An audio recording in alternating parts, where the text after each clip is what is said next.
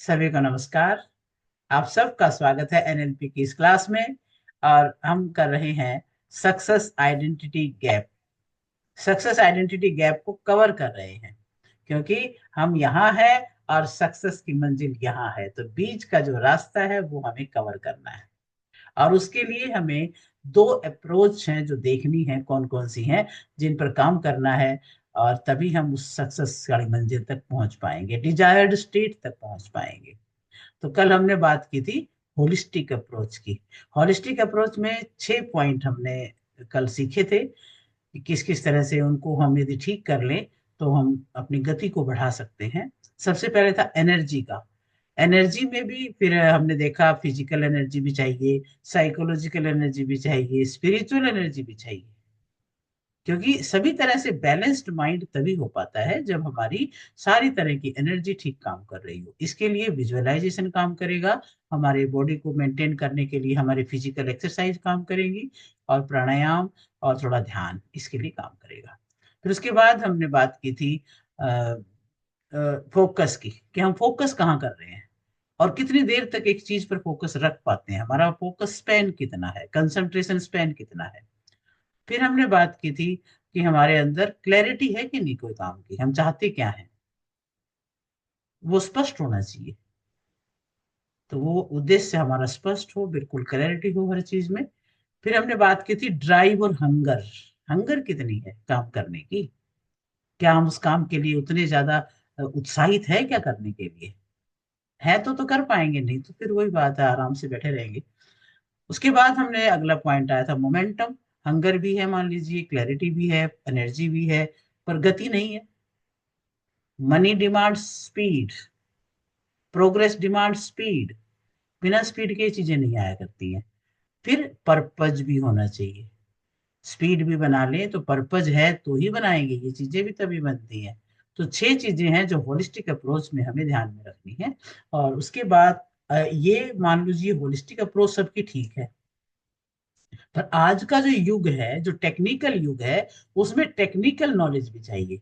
तो holistic approach पूरी करेंगे, उसके बाद टेक्निकल वाला पार्ट भी मजबूत करेंगे, तब जा करके हम सक्सेस आइडेंटिटी गैप को कवर कर पाएंगे। तो आज हम बात करेंगे टेक्निकल अप्रोच पर, टेक्निकल में क्या क्या चाहिए। और ज्यादा मुश्किल नहीं है, लेकिन थोड़ा सा हमें ध्यान देना पड़ेगा, नहीं तो मुश्किल हो जाता है आज के युग में सरवाइव करना भी। तो उसमें सबसे पहला पॉइंट हमारा आता है नॉलेज।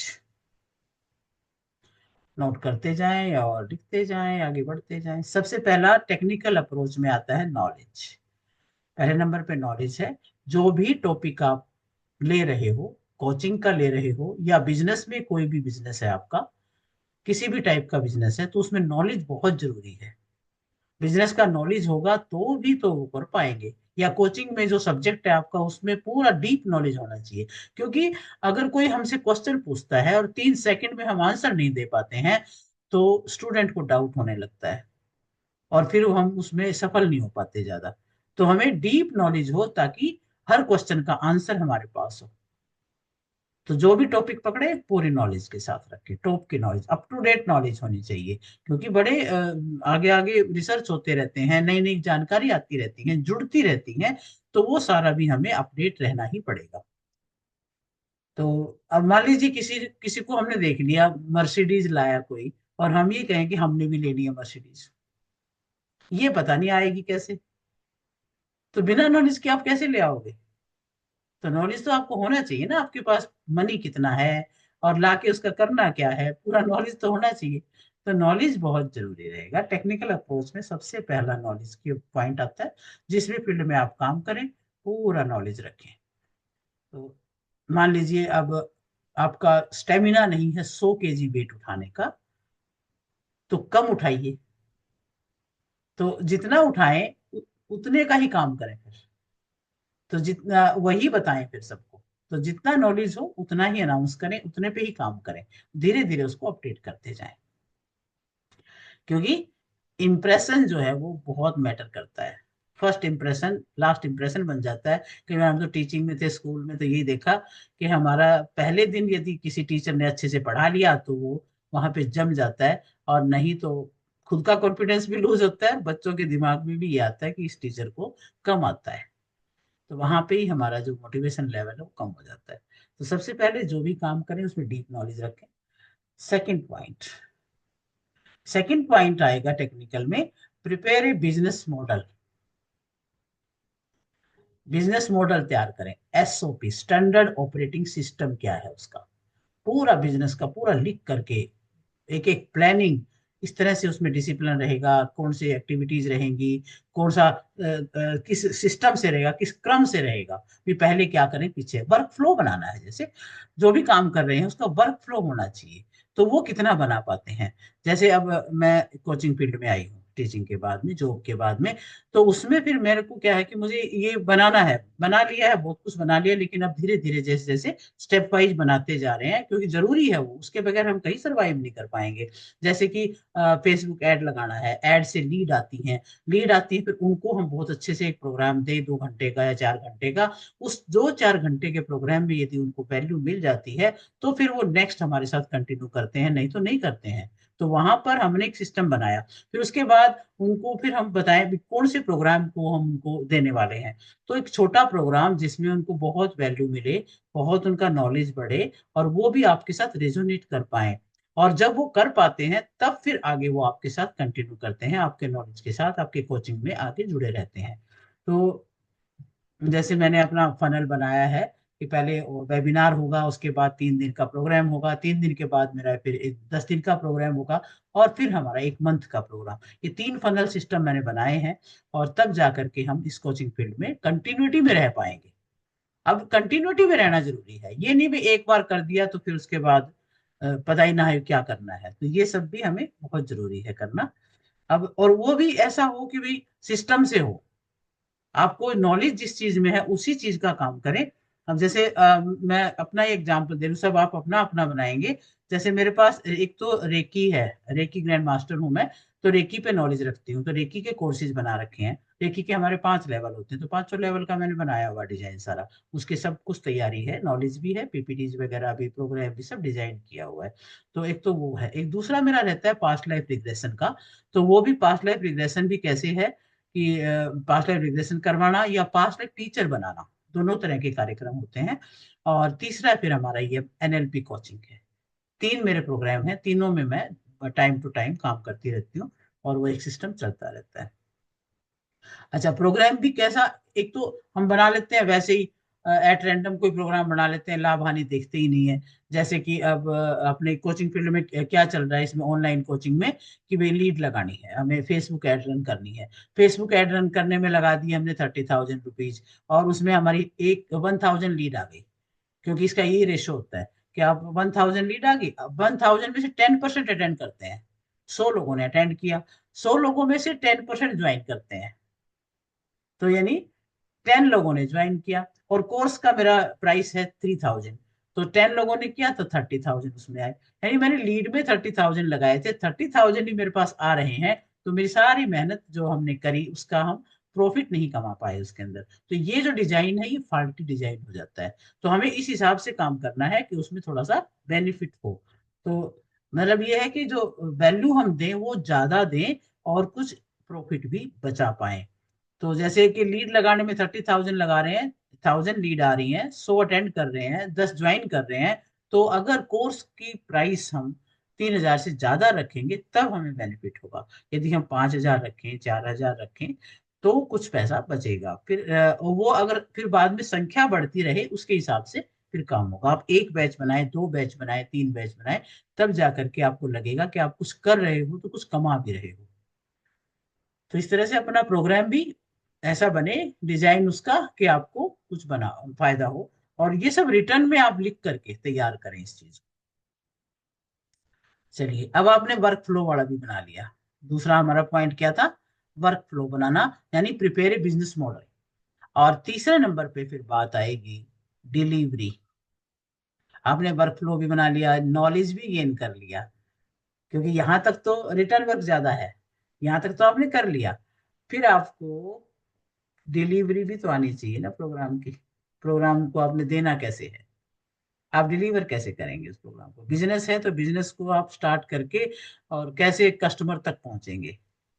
और कैसे आप वहां से सामान को डिलीवर करेंगे, यदि कोई बिजनेस में काम कर रहा है तो, या कोई रियल एस्टेट में काम कर रहा है तो वो भी, उसको भी डिलीवरी का पॉइंट आने चाहिए।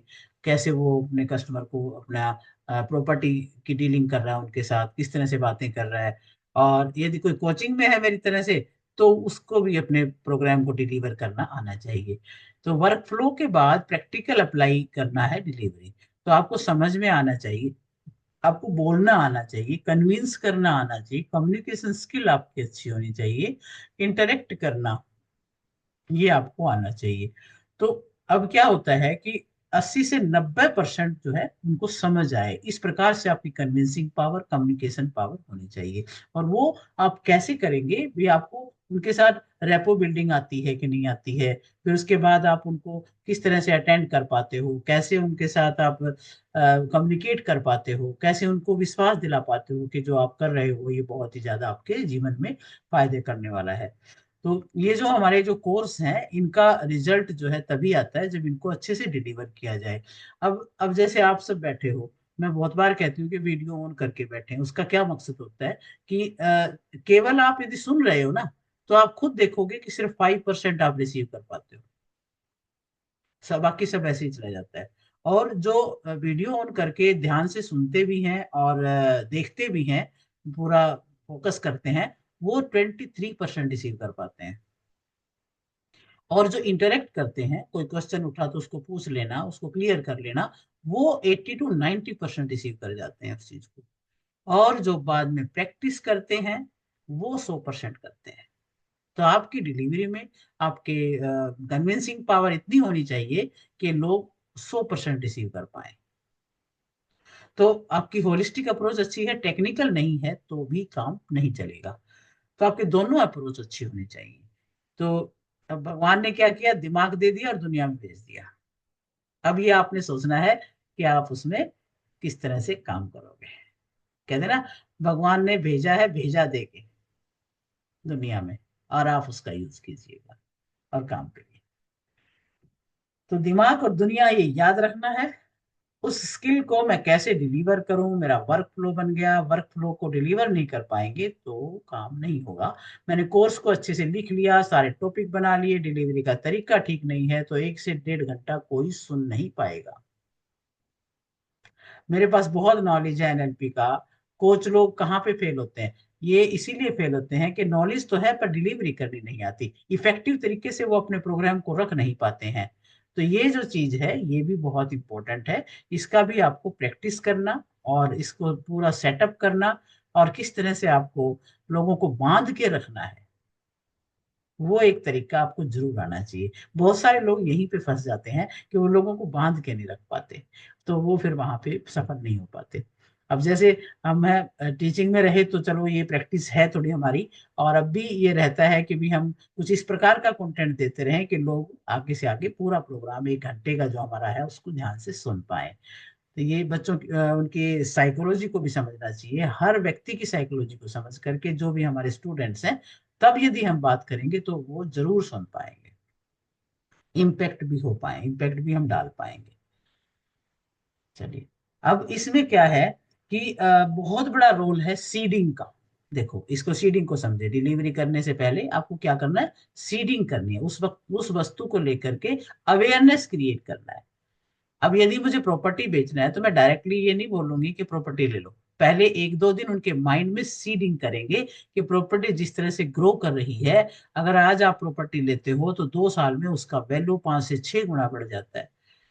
तो इस प्रकार से जब उनको समझ में आता है कि हाँ, डिजायर्ड स्टेट समझ में आती है फिर उनको, तो डिजायर्ड स्टेट जब समझ में आती है तब वो कोई काम करता है। हर व्यक्ति डिजायर्ड स्टेट पे पहुंचने के लिए ही कोशिश करता रहता है। तो वो हमें सीडिंग करनी चाहिए उनकी कि आपकी डिजायर्ड स्टेट पे पहुंचने के लिए ये चीज बहुत काम की है। अभी हम एनएलपी सीख रहे हैं, तो सबकी एक डिजायर्ड स्टेट है, कोई ना कहीं स्टक है। और एनएलपी हमें ये सिखाती है कि वहां जहां भी हम स्टक हैं वहां से हम कैसे निकल पाए। तो ये हर फील्ड में काम कर रही है। और हर फील्ड में, क्योंकि बुद्धि से काम होता है, न्यूरॉन से काम होता है, हमारे ब्रेन के कोई सोचने के तरीके से काम होता है। तो एनएलपी में हम लगातार वो सीख रहे हैं, हर पहलू को लेकर के सीख रहे हैं। तो एनएलपी हर व्यक्ति के काम की है, बच्चे से लेकर बड़े तक के हर स्टेज पे काम आने वाली चीज है। तो ये सीडिंग है हमारी एक तरह से। जब आप ये सीख लेते हो तो हर हर प्रॉब्लम को सोल्व करना खुद ही आ जाएगा, आपको किसी से पूछना ही नहीं पड़ेगा। आपको पता लग जाएगा कि हम क्यों अटके हैं, क्यों दूसरे की मेंटेलिटी को नहीं समझ पाए, क्यों हम कन्विंस नहीं कर पाए। तो ये सारी चीजें हमें इसमें समझनी है, सीडिंग करना हमें आना चाहिए, रेपो बिल्डिंग आनी चाहिए। देखो सबसे बड़ी बात रेपो बिल्डिंग की, रेपो बिल्डिंग क्या है, कन्वर्सेशनल मेथड, कन्विंसिंग पावर होनी चाहिए, हमें सही ढंग से क्वेश्चन पूछना आना चाहिए। तो सही ढंग से क्वेश्चन पूछना और बंदे के साथ बिल्कुल रेपो बिल्ड करके अगर काम किया तो उसके मन में हमारे प्रोडक्ट के प्रति एक विश्वास बनता है और वो हमसे आगे कंटिन्यू करता है प्रोग्राम को। तो ये है सीडिंग और डिलीवरी के अंदर हमने बात की। चौथे नंबर पे आता है मार्केटिंग। अब आपको बहुत अच्छा नॉलेज है, कोई फायदा नहीं।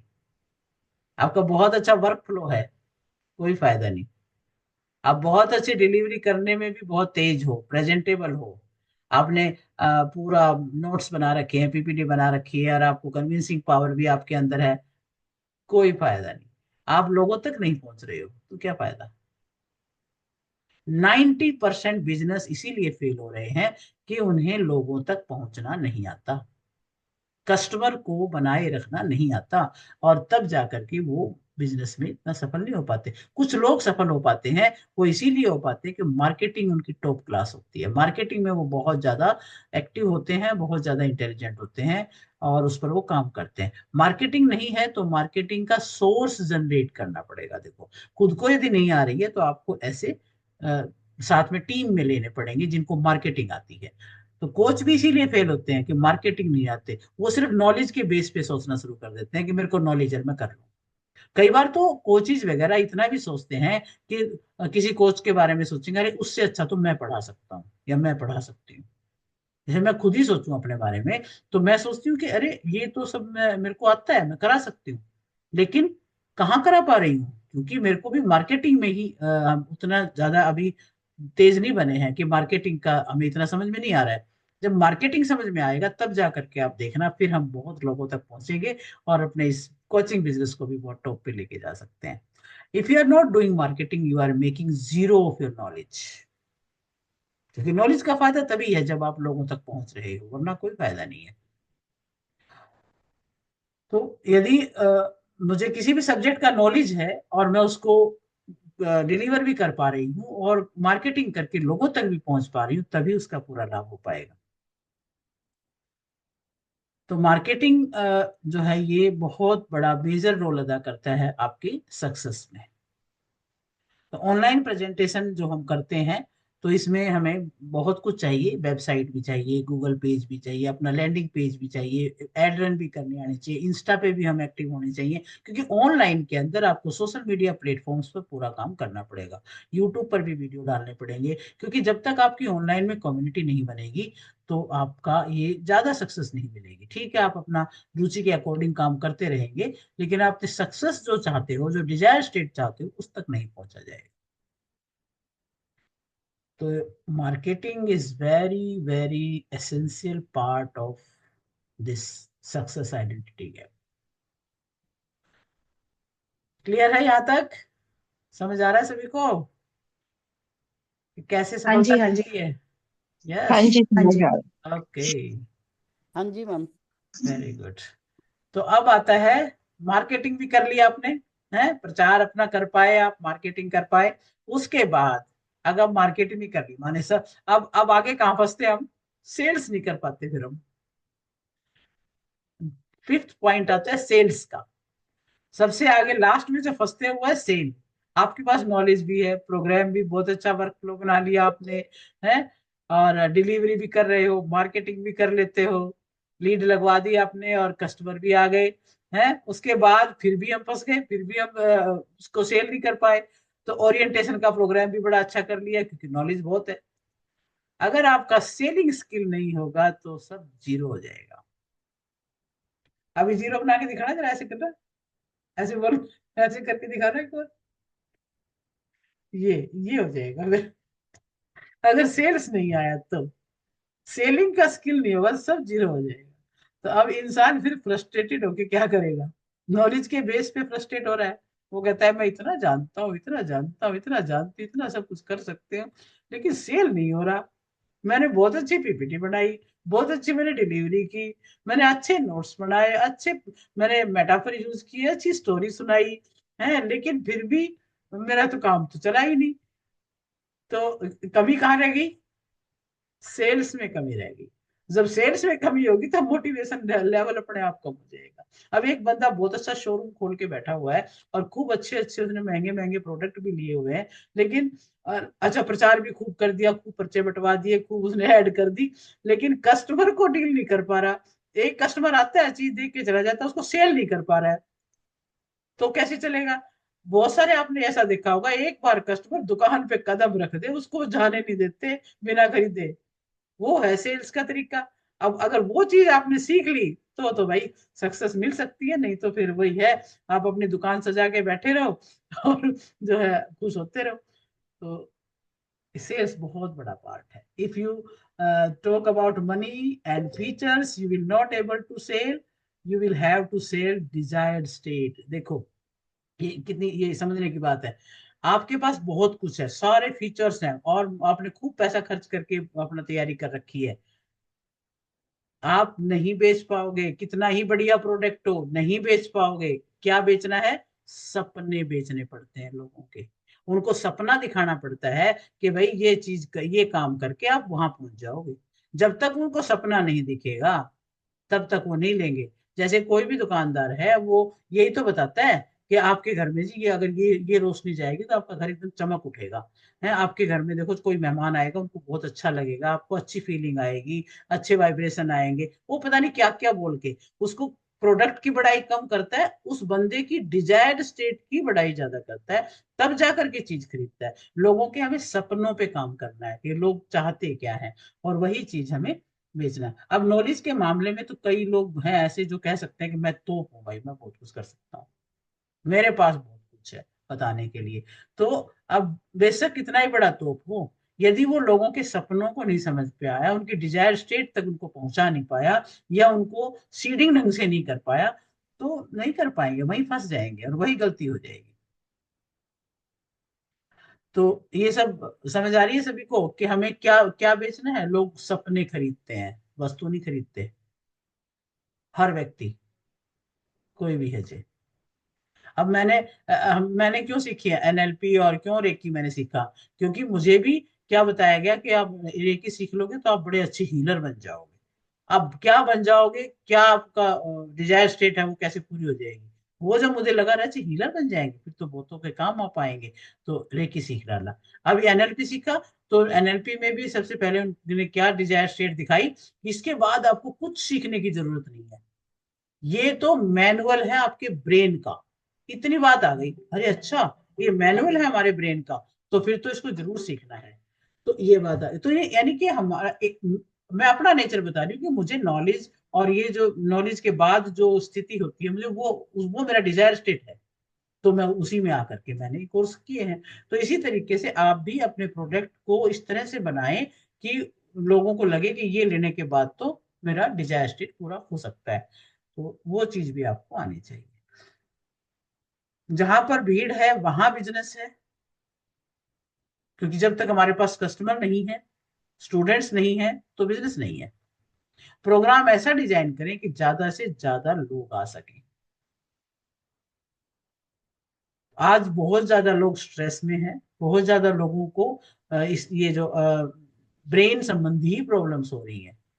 तो ये जो एनएलपी हम सीख रहे हैं इससे हम बहुतों के को हील कर सकते हैं, बहुतों को हम उनकी प्रॉब्लम को सोल्व कर सकते हैं, उनको काउंसल कर सकते हैं कि आप यहाँ अटक रहे हो भाई, ये चीज कर लो तो ठीक हो जाएगा।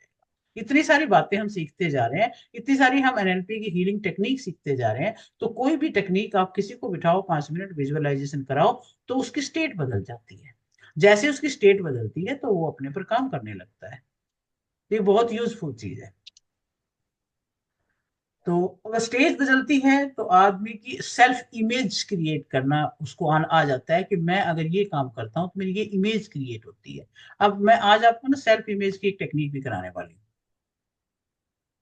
तो सेल्स इज हेल्प। देखो सेल, हम कई बार सेल इसलिए नहीं कर पाते भी दूसरा क्या कहेगा, ये तो सेल कर रहा है।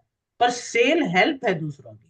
अगर हम सेल नहीं करेंगे तो हम दूसरों की हेल्प नहीं कर रहे हैं, हम नुकसान कर रहे हैं उनका। तो सेलिंग इज हेल्पिंग। तो मेरे को जब ये बात समझ में आई ना, तब मेरा मन करने लगा कि मैं कुछ बोल लूं, नहीं तो मैं बिल्कुल भी नहीं बोल पाती थी कि भी सेल कैसे करूं, क्या कहूं। तो अब लगता है कि अरे मैं नहीं करूंगी तो मैं अपना ज्ञान दे ही नहीं पाऊंगी किसी को। क्योंकि फ्री की चीज की कोई कदर नहीं होती है, फ्री को ये समझता है ऐसे ही है बस ये तो इतनी अच्छी नॉलेज को यदि हम ऐसे ही देते हैं तो वो कुसुम जी जैसे बहुत कम होते हैं जो नॉलेज की बहुत कद्र करने वाले होते हैं। लेकिन ज्यादातर क्या है कि वो उनको वो कद्र नहीं है। तो यदि हम उसको ढंग से नहीं शेयर करेंगे तो नहीं उसकी कदर नहीं हो पाती है। तो God has given me body mind and ability, I can do something. और हमें उसको प्रॉपर तरीके से चलना चाहिए, सक्सेस आइडेंटिटी गैप को समझ करके टेक्निकल और होलिस्टिक अप्रोच दोनों पर काम करना चाहिए। चलिए, तो ये जो सक्सेस आइडेंटिटी गैप का जो हमारा टॉपिक है ये इतना है। और इसमें बाकी तो कितना भी हम डिटेल बना सकते हैं, स्टोरीज बना सकते हैं। बाकी यहाँ ये काफी हो गया। उसके बाद हम ये सोचते हैं कि एक टेक्निक मैं कराऊं आज आपको, जिसमें सेल्फ इमेज क्रिएशन। देखो सेल्फ इमेज क्रिएशन क्या है, वो भी क्योंकि वो भी सक्सेस आइडेंटिटी गैप में ही काम आने वाली इमेज है, इसलिए मैं करा रही हूँ। आपका इनर वर्ल्ड जितना स्ट्रांग हो जाएगा, एक्सटर्नल वर्ल्ड में वो चीज रिफ्लेक्ट होना स्टार्ट हो जाएगी। क्योंकि होलिस्टिक अप्रोच आप जब कर रहे हो तो किस लिए कर रहे हो, आपका इनर वर्ल्ड स्ट्रांग हो जाए।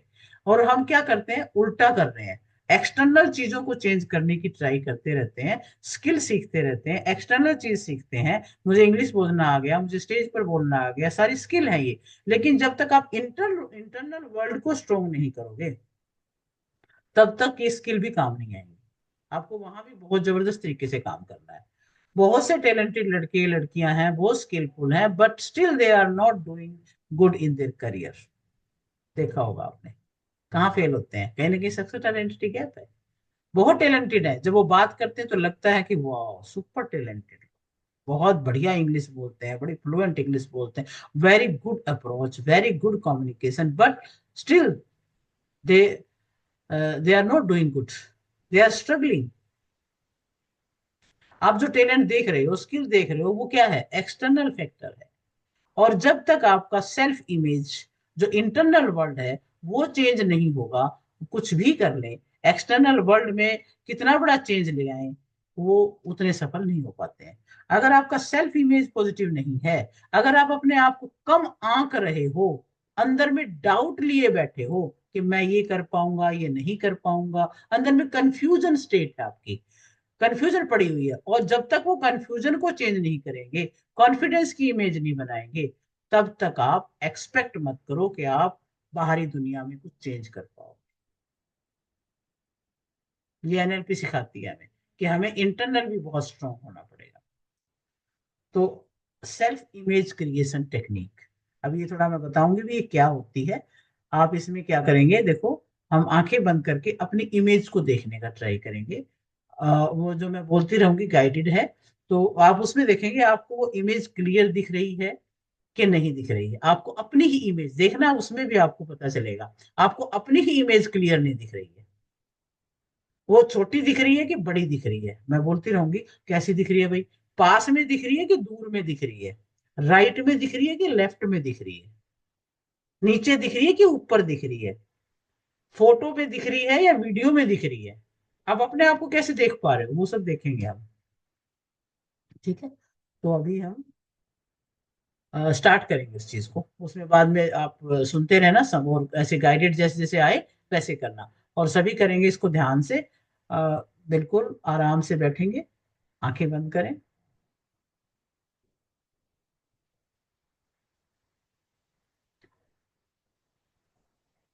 गहरे श्वास, कमर गर्दन सीधी, take a deep breath and out. मैं आपको 1 से 2 मिनट बीच में देती रहूंगी, और आप ये देखेंगे आपकी इमेज को टारगेट करने के लिए, आपको इमेज पर टारगेट करेंगे, क्या आप अपनी इमेज देख पा रहे हो।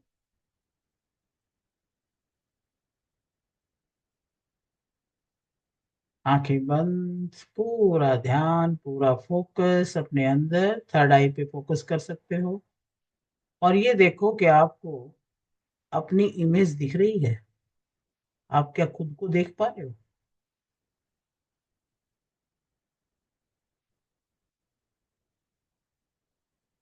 अपने अंदर ही देखते रहना, बाद में डिस्कस करेंगे। क्या आप अपनी इमेज को क्लियर देख पा रहे हो या ब्लर देख पा रहे हो? क्या ये इमेज आपको पास में दिख रही है या दूर दिख रही है?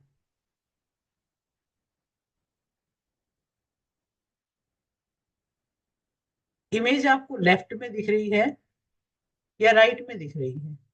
थोड़ा राइट में या थोड़ा लेफ्ट में, जैसे भी दिख रही है उसको नोट अपने आप देखते रहें। इमेज ऊपर दिख रही है या नीचे दिख रही है?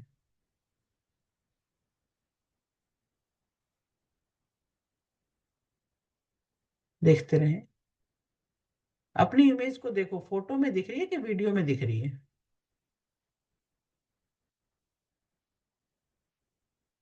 आप कहीं अपने आप को चलते फिरते देख रहे हो या कहीं स्टैंड देख रहे हो? कहाँ देख रहे हो? आपकी इमेज किस साइज में देख रहे हो आप? पासपोर्ट साइज में या लैपटॉप साइज में या टीवी स्क्रीन साइज में, कैसा देख पा रहे हो?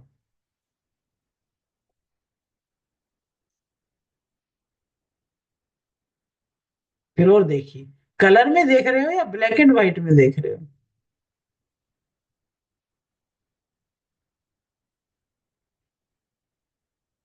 3D पैनोरमा, 3D में देख रहे हो कि पैनोरमा में देख रहे हो, कैसे देख रहे हो? तो ये सब पैरामीटर हैं।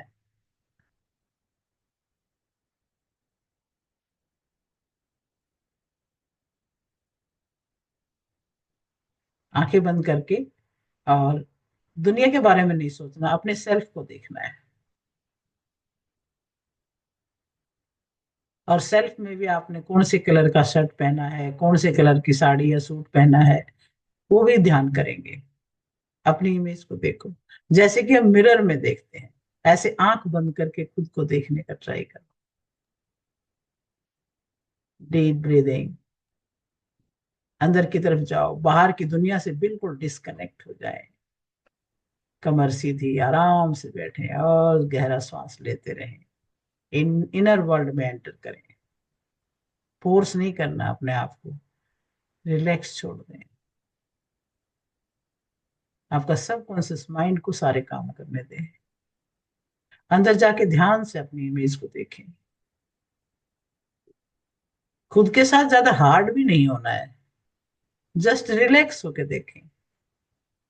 कहीं भी फोर्सफुली विजुअलाइज ना करें, बस आराम से खुद को देखें, जैसे भी दिख रहे हो देखते रहें।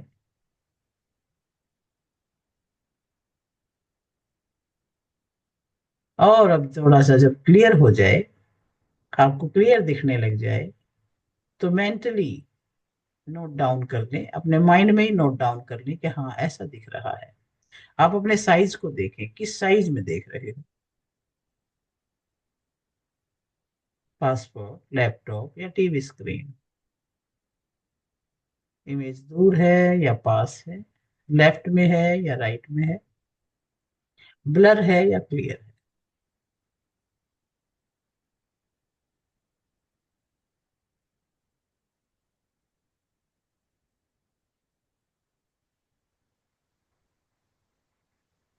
ध्यान से खुद को देखते रहे।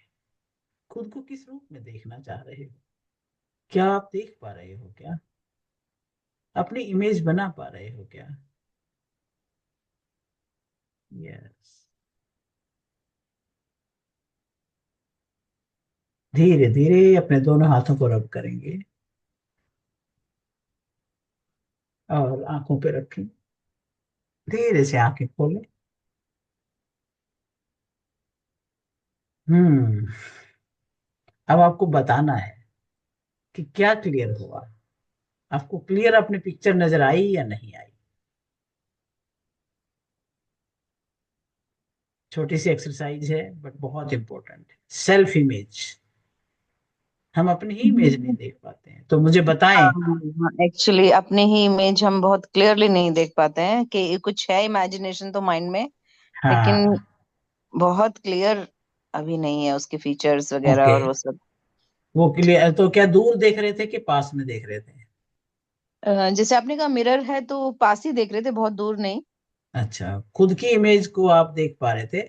और लेफ्ट हाँ। या राइट में कहाँ पे देख रहे थे? इनिशियली तो लेफ्ट की तरफ, राइट की तरफ दिख रही थी। ओके। अच्छा, ठीक है, थोड़ा फिर जब थोड़ा आपने मिरर बोला तो फिर वो फ्रंट की तरफ ही फ्रंट देखा की उसके तरफ ही बाद। आ गया, ठीक है, बिल्कुल अच्छा है यदि आप देख पाए, क्योंकि अपनी इमेज को अपने अंदर क्लियर जरूर करना होता है हमें, तो वो जितना इसको अभ्यास करेंगे उतना होता जाएगा। ऊपर दिख रही थी क्या नीचे दिख रही थी? नहीं, आई लेवल पे दिख रही थी। आई लेवल पे, okay. Good. Black and white या कलर दिख रहे थे? कलरफुली है। बस हाँ, वही ना, मैं थोड़ा हाँ, आजकल ब्लैक और वाइट या ऑफ वाइट से कपड़े पसंद करने लगे हूँ, तो तो थोड़े वो वैसे दिख रहे डल थे। जरूर कपड़े थे। कोई बात नहीं, कलर तो दिख रहा था ना आपको? ठीक है। हम्म। हम्म। ठीक है, ये सारे पैरामीटर आप नोट करें आज। और इस बात को याद करें, आपका सबकॉन्शियस माइंड झूठ नहीं बोलता है। Self image is the image you carry for your self. Note करें इस बात को, self image is the image you carry for your self. और कौन बताएगा? कुसुम जी, आप क्या मेरे देख ना, पा रहे हाँ, सेल्फ में मतलब मैं खुद नजर नहीं आ रही थी। हैं? वाइट कलर ब्लैक कलर ने ऐसे से हो रहा था। हम्म। कभी लेफ्ट में, कभी राइट में, कभी लेफ्ट में, देखिए। मतलब वाइट कलर, वाइट और ब्लैक बस। हाँ, अब आप खुद जजमेंट करें कि आप अपने आप को, अपनी इमेज को ही नहीं देख पा रहे हैं। इट मीन्स बहुत अभी क्लैरिटी नहीं है हाँ कार्यक्रम में, हाँ, किसी में नहीं भी है। ना। हर चीज जो है वो डाउटफुल हो गई है। तो हाँ आप जी। इसको क्लियर करना है, अभ्यास करना है इस चीज का। ठीक है। ठीक है। और और कौन बताएगा? उर्वशी बताएगी क्या देखा भाई? अपने आप को कैसे देखते हो? It defines everything. हर इंसान अपने अंदर अपने आप को लेके पिक्चर को देख रहा है। जैसे एक नेगेटिव वॉइस है कि मैं प्रोक्रेस्टिनेटर हूं। अगर आप देखोगे, हर इमोशन की एक पिक्चर है। हर इमोशन की पिक्चर है, प्रोक्रेस्टिनेशन की भी एक पिक्चर बनी हुई है। कैसे वो किस तरह से होता होगा प्रोक्रेस्टिनेटर? खुशी की भी एक पिक्चर है। फोटो में देख रहे हैं खुशी, खुशी कहाँ है? उसकी भी एक पिक्चर है। खुश हो तो आपके चेहरे पर खुशी दिखती है। आप किस रूप में खुशी को देखते हो? कहीं पर डाउट है तो किस रूप में देखते हो? दुख है तो क्या खुद को रूप ही में? खुद को ही खुद को ही एक स्माइलिंग इमेज देखी मेरे। खुद की स्माइलिंग इमेज देखी है। हाँ हाँ। Good good. Nothing else. और कुछ नहीं, कोई कंफ्यूजन नहीं, कोई ब्लर नहीं। क्लियर स्माइलिंग इमेज देखी। Clear smiling image, very good. ये भी अच्छी बात है कि हम क्लियर देख पाए। ठीक है। कहीं पे दुख है, कहीं पे डर है, तो फोटो में जो है एक्सप्रेशन आपका आता है। तो this is the expression of the excitement. अगर कोई भी बात आ रही है आपके चेहरे पर, तो आपकी ही अपनी इंटरनल पिक्चर आ रही है, वो एक इमोशन है। जैसे कि अभी मैं 1 से 10 काउंसलिंग, ये जो काउंसलिंग कर रहे थे, तो एक व्यक्ति से बात करते हुए क्या क्या हुआ, मुझे हमेशा एक विचार आता है कि मैं दुनिया के लिए बोझ हूँ। एक व्यक्ति कहता है, एक ये पढ़ा था पूरा मैंने किस्सा। एक व्यक्ति कहता है कि मैं दुनिया के लिए बोझ हूँ, मेरा कोई काम नहीं है, सब सक्सेसफुल है और मैं कुछ नहीं कर पा रहा हूँ। तो आप इस तरह का सोच रहे हो, तो आपकी नेगेटिव वॉइस आपके अंदर चल रही है। मैं दुनिया के लिए बोझ हूँ, मैं किसी काम में सक्सेस नहीं हो पा रहा हूँ, तो सेम टाइम वो जो शब्द हैं, वो माइंड में पिक्चर भी तो क्रिएट कर रहे हैं। You are not worth for anything and it is becoming identity. अपने अपने आइडेंटिटी बनती जा रही है। पूरी लाइफ को वो आइडेंटिटी कंट्रोल कर रही है, जो एक पिक्चर के रूप में आपके अंदर होती है। और जो वर्ड है, वो आपकी लाइफ को कंट्रोल कर रहा है।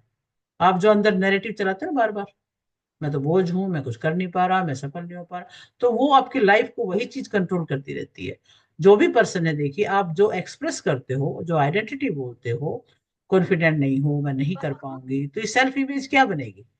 लो कॉन्फिडेंट की बनेगी।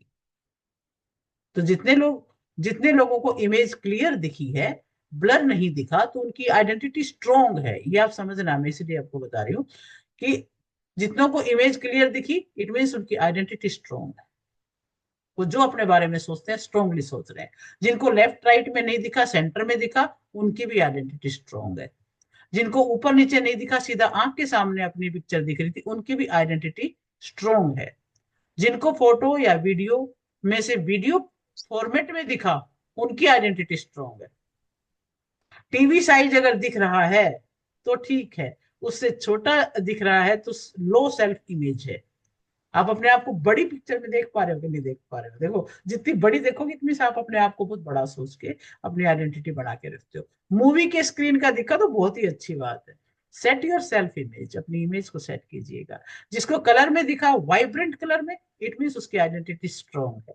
और बाकी जितने जो ब्लरी दिखा, आइडेंटिटी धुंधला दिखा, वो हो सकता है आइडेंटिटी नहीं दिख रहा है तो उन्होंने वो अपनी आइडेंटिटी को स्ट्रांगली नहीं कह रहे हैं। कोई अगर वो कॉन्फिडेंट भी है तो मन में खुद ही डाउट रखे हुए हैं। यदि वो स्ट्रांग फील करते हैं तो मन में फिर भी डाउट है, स्ट्रांग हूं कि नहीं हूं। यानी वो सब कुछ रिफ्लेक्शन हमारे अंदर जो चल रही है वो हमें हमारी इमेज के रूप में दिख जाती है। जिसके अंदर कुछ भी पिक्चर नहीं आई, दे हैव ब्रोकन, वो टूटे हुए हैं कहीं ना कहीं, इमोशनली ब्रोकन है वो। एंड कहीं ना कहीं बहुत सीवियर ट्रोमा है उनकी लाइफ में। उनको अपना आइडेंटिटी दिखना बंद हो गई है कि मैं कौन हूं। आपको कुछ अच्छा भी सुनो, नजर नहीं है।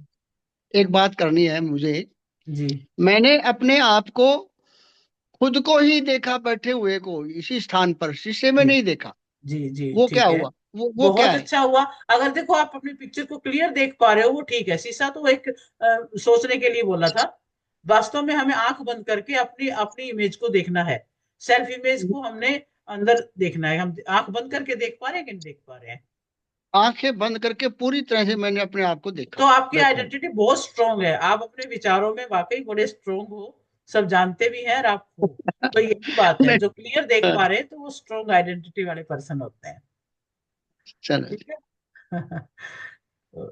और जिसके अंदर नहीं दिखा ना, वो फिर उसको देखो कहीं ना कहीं वो इमोशनली टूटा हुआ बंदा है। उसको अपना अपने ऊपर काम करना, अपने इमोशंस को मतलब स्ट्रांग बनाना। मतलब जैसे प्रैक्टिस बहुत करनी पड़ेगी ना, प्रैक्टिस हाँ करने से हाँ, तो हो ही जाएगा। विजुअलाइजेशन करो प्रैक्टिस ज्यादा करनी बस। पड़ेगी। जिसको इस प्रकार दिख रहा है, अपने हाँ हाँ। सेल्फ इमेज की प्रैक्टिस करें, अपनी आइडेंटिटी स्ट्रॉन्ग करें। देखो हमने इस पर काम किया है, न्यूरोलॉजिकल अलाइनमेंट पे, हमने बिलीफ पे, आइडेंटिटी पे, वैल्यूज पे काम किया है। उन पे हर एक में एक ऐसी एक्टिविटी है जिसमें हम उनको स्ट्रॉन्ग बनाने की करते हैं। देखो, तो उन पे काम करें तो वो स्ट्रॉन्ग होती जाएंगी, तो अपने आप सेल्फ इमेज भी क्लियर होती जाएगी। अगर मैं आलसी की आइडेंटिटी पकड़ के बैठी हूं तो फिर आलसपन मेरे अंदर से निकलेगा। वो फिर वो नहीं दिखेगा हमें, वहां पे इमेज दिखना बंद होगा। अगर मैं पैसा कमाने के लिए बेकार हूँ, बार बार ये बात दिमाग में चल रही है, तो मेरी आइडेंटिटी क्या है? वो भी वीक होती जा रही है। तो जब तक इंटरनल आइडेंटिटी चेंज नहीं होती, जितने भी हाथ पैर मार लो, जितना भी स्पोकन इंग्लिश, जितना भी कोई टैलेंट, जितना भी नॉलेज ले लो, कुछ भी सीख लो, आइडेंटिटी जब तक आपकी वीक है तो आप इंटरनली स्ट्रोंग नहीं हो, तो अपने कार्य में सफलता भी नहीं मिल पाती है। This is the picture, this is the assessment, you can understand. आपकी लाइफ में ये सारी चीजें आपको डिफाइन करती हैं। इंटरनल कंट्रोल तुम ही हो, खुद ही हो। हम लोग मुंह से तो बोलते हैं yes we can do this. अगर आपका सेल्फ इमेज नहीं है, तो अगर आप अपने आप को खुद कम आंक रहे हो, मन में कहीं डाउट है, तो वो इमेज है भाई अंदर में। और मैं कर पाऊंगा नहीं कर पाऊंगा, आपको ही कंफ्यूजन है। और ये कंफ्यूजन अंदर पड़ा हुआ है। जब तक इस कंफ्यूजन इमेज को ठीक नहीं करोगे, कॉन्फिडेंट इमेज को नहीं बनाओगे, तो कोई एक्सपेक्ट मत करो कि दुनिया में कुछ खास चेंज करने वाले हो आप। इस पर काम करना पड़ेगा, क्योंकि this is all about your inner world. आपका इनर वर्ल्ड जितना स्ट्रांग होता जाएगा, एक्सटर्नल वर्ल्ड में वो चीजें उतनी ही रिफ्लेक्ट होना स्टार्ट हो जाएंगी। हम लोग उल्टा करते हैं, एक्सटर्नल चीजों को चेंज करने की ट्राई करते हैं और हमेशा नई नई स्किल सीखते रहते हैं। जब तक उसमें हम नहीं जाएंगे तो नहीं बात बनेगी। तो आज आपको इस सेल्फ इमेज की जो टेक्निक की है, इसका बार बार अभ्यास करें। ये मैंने अलग से भी इसका वीडियो बनाया हुआ है, तो आप वहां से सिर्फ टेक्निक टेक्निक का भी करेंगे ना। विजुअलाइजेशन करें, टेक्निक करें, 5 मिनट की विजुअलाइजेशन आप अपने बारे में करें डेली। अपना विजन देखें और उस पर क्लियर जो है फोकस करके ध्यान में उतरे, थोड़ा सा डीप ब्रीदिंग करते हुए और विजुअलाइजेशन करें। विजुअलाइजेशन करना क्या है? एक तो थैंक यू बोलना है उन सब के लिए जो हमारे पास है। तो क्या होता है? ग्रेटिट्यूड है, डिजायर है, एक्शन है। ये मैंने बताया भी था पहले, मैं फिर से बता देती हूँ कि विजुअलाइजेशन में 3 पॉइंट होते हैं। एक तो ग्रेटिट्यूड, एक डिजायर और तीसरा एक्शन। पहले हम करेंगे थोड़ा, देखो थोड़ा सा टेक्निक है ये भी। आंखें बंद करेंगे और डीप ब्रीदिंग करते हुए स्टार्ट करते हैं। फिर हम स्टार्ट विजुअलाइजेशन कैसे स्टार्ट करेंगे, सबसे पहले थैंक यू बोलेंगे, सबका थैंक यू जो जो हमारी लाइफ में है, हमारे माता पिता, गुरुजन, हमारे बहन भाई, हमारे मित्र संबंधी, हमारे बच्चे हैं, ये पड़ोस, ये समाज, ये सारी प्रकृति जो हमारे लिए कुछ भी कर रहे हैं, सभी का थैंक यू। फिर अब जो हमारी करंट स्टेट है उसमें क्या परिवर्तन चाहिए हमें, वो हमारी डिजायर होगी। तो वो देखेंगे भाई, अगर वेट की बात है तो हाँ मेरे को वेट जो है वो ठीक करना है, और उसके लिए एक्शन क्या लेना है। तो डिजायर में क्या है, डिजायर में आप इसे ऐसे बोलते हैं कि भाई अब मेरा वेट भी नॉर्मल हो रहा है, मैं प्रतिदिन एक्सरसाइज करती हूँ और मेरा वेट नॉर्मल हो रहा है। यदि कोई बिजनेस में है तो मैं अपने बिजनेस के लिए मैं इस फील्ड में काम कर रही हूँ और इसमें बहुत सफलता मिल रही है, क्योंकि डिजायर है हमारी। डिजायर को भी हमने प्रेजेंट कॉन्टिन्यूस में ही बोलना है। और उसके बाद, और मैं इसके लिए एक्शन भी क्या ले रही हूँ, मैं डेली सुबह सुबह 5 बजे उठ के एक्सरसाइज करती हूँ, मैं प्राणायाम करती हूँ, और मैं, अगर बिजनेस वाला है तो वही कहेगा कि मैं डेली 10 कस्टमर से जाके मिलता हूँ, 10 लोगों से जाके बात करता हूँ, मेरे बिजनेस के बारे में बताता हूँ। तो जितना प्रचार करेगा उतना उसका बिजनेस ग्रो करेगा। वो तो वो अपने बिजनेस संबंधी बात करे, कोई रियल एस्टेट में उसकी बात करे। तो विजुअलाइजेशन में हमें 3 चीजें करनी है, ग्रेटिट्यूड, डिजायर और एक्शन। सभी को प्रेजेंट कॉन्टिन्यूस टेंस में बोलना है, अंदर ही अंदर बोलना है। पहले देखो, 2 तरह के होते हैं विजुअलाइजेशन, आज ये भी समझ लो। एक होता है कंस्ट्रक्टिव विजुअलाइजेशन, एक होता है रिमेम्बर विजुअलाइजेशन। ये क्लियर समझने की बात है। कई लोग कहते हैं हमसे विजुअलाइजेशन होता नहीं है। होता क्यों नहीं है, क्योंकि हमें पता नहीं है। एक होता है कंस्ट्रक्टिव, एक होता है रिमेम्बर। तो अगर आप कंस्ट्रक्ट कर पा रहे हो तो बहुत अच्छी बात है, आप अपने मन में ही कंस्ट्रक्ट कर लो। तो आप अपने आप ही उस डिजायर स्टेट को देखोगे, थैंक यू बोलोगे, डिजायर स्टेट कैसी है, वो भी मैं ऐसा कर रहा हूँ, ऐसा कर रहा हूँ। फ्यूचर में जो भी आप बनना चाहते हैं उसको आज ही रियलाइज कर लो, और एक्शन क्या ले रहे हो उसके लिए वो भी कर लो। अगर नहीं तो पहले नोट डाउन कर लो अपने नोट, ग्रेटिट्यूड वाले पॉइंट भी, डिजायर वाले पॉइंट भी, और एक्शन क्या लेना वो पॉइंट भी। फिर लिख लिया, उनको कर लो, क्योंकि पिक्चर तो बनानी पड़ेगी एक। वो पिक्चर बना करके आप 5-7 मिनट का विजुअलाइजेशन कर लें। अगर आप चारों पार्ट में कर लें, हेल्थ में, रिलेशनशिप में, करियर और मनी में, चारों में लगा लें 2-2 मिनट, तो 10 मिनट लग जाएंगे, 8-9 मिनट लग जाएंगे। पहले आप हेल्थ के लिए सोच लो, फिर आप मनी के लिए, रिश्तों के लिए, और सब। तो ये 5-10 मिनट का विजुअलाइजेशन और ये सेल्फ इमेज की प्रैक्टिस, ये अगर डेली रूटीन में ले आते हो तो आपको जरूर इसमें बेनिफिट होना स्टार्ट हो जाएगा। ठीक है, समझ आया सभी को? हाँ जी, समझ आया। गुड। चलिए, इसको प्रैक्टिकल में सुबह 5-7 मिनट उठने के बाद आप अपने आप पे काम कीजिए। देखिए कैसे चीजें अट्रैक्ट होती हैं आपकी तरफ। You can become a magnet of your desires. Magnet बनना है।